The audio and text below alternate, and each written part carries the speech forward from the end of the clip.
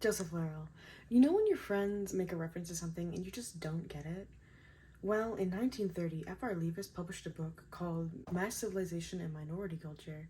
And at the time, most of England where he lived knew how to read, and even outside of reading, there was a plethora of other mass media to be consumed. They could consume operas and plays, and they could go to the cinema, they could see comedy, they could experience visual art, and still, in chapter 2, I can send you the PDF if you want to read it, FR Leavis decided that he wanted a minority, aka just academics, to be a group of people who had read a specific set of books and could criticize other media by the values set forth in those books, aka he was an elitist.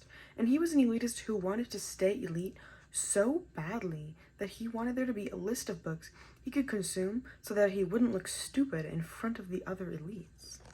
He wanted to understand every single reference his friends made so badly that instead of being willing to read more books so that he could relate to his friends, he wanted his friends to only make references to his approved list of books. To me, this doesn't feel compassionate or academic. This is like weird. This is like those people in high school, Joe, who would be like, oh, you had to be there.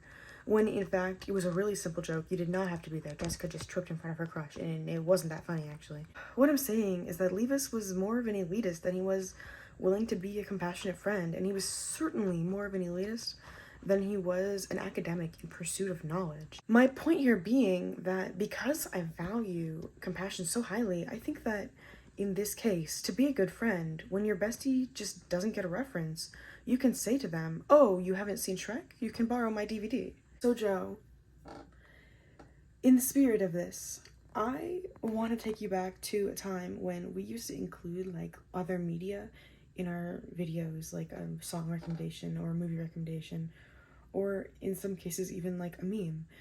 And I want to show you a TikTok that I reference all the time and nobody ever gets it, but I saved it on my phone in December of 2020 and now you'll get it, I guess.